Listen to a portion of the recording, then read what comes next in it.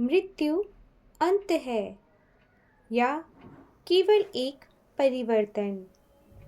अगर आत्मा दिखती नहीं तो क्या वह सच में है? आज गीता के 4 श्लोक इस भ्रम को सीधी चुनौती देते हैं। नमस्कार, आज हम गीता अध्याय 2 सांख्य योग के श्लोक 25 से 28 को समझेंगे।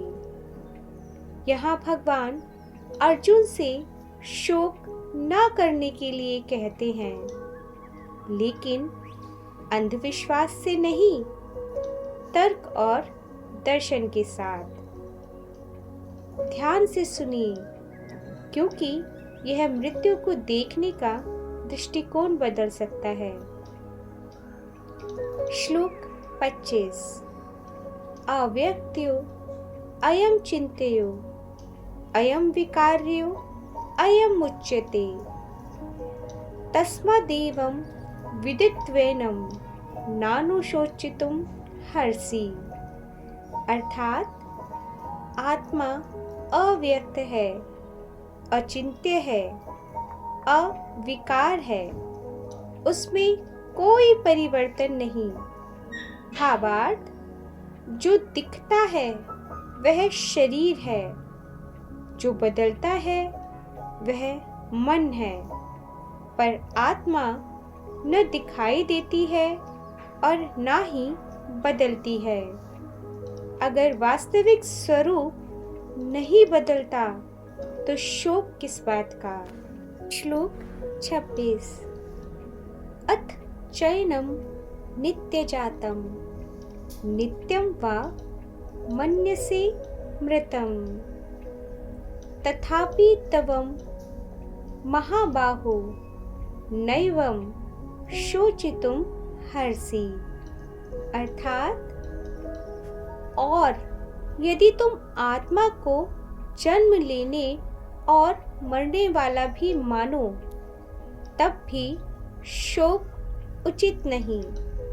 भावार्थ, मान लो आत्मा भी शरीर की तरह जन्म लेती है और मरती है, तब भी परिवर्तन स्वाभाविक है। जो आता है वह जाएगा और जो जाता है वह फिर आएगा। परिवर्तन नियम है, तो शोक क्यों? श्लोक 27। जातस्य हि ध्रुवो मृत्यु ध्रुवं जन्म मृतस्य च तस्मात् परिहार्य अर्थे न त्वं शोचितुं हर्षि। अर्थात, जिसका जन्म हुआ है उसकी मृत्यु निश्चित है, और जो मर गया उसका जन्म भी निश्चित है।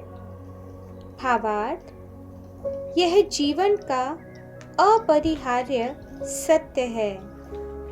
जैसे दिन के बाद रात आती है, वैसे ही जन्म के बाद मृत्यु। हम दुख इसलिए करते हैं क्योंकि हम अस्थायी को स्थायी मान लेते हैं। श्लोक 28। अव्यक्तादीनि भूतानि व्यक्तमध्यानि भारत अव्यक्त निधनान्येव तत्र का परिदेवना। अर्थात, जीव पहले अव्यक्त थे, बीच में व्यक्त हुए और फिर अव्यक्त हो जाते हैं। भावार्थ, जैसे बादल कुछ समय के लिए दिखते हैं और फिर आकाश में विलीन हो जाते हैं। रूप बदलता है, आधार नहीं। शरीर रूप है और चेतना आधार है। आज की सीख। गीता हमें मृत्यु से भागना नहीं सिखाती, वह पहचान बदलना सिखाती है। अगर मैं केवल शरीर हूँ तो मृत्यु अंत है।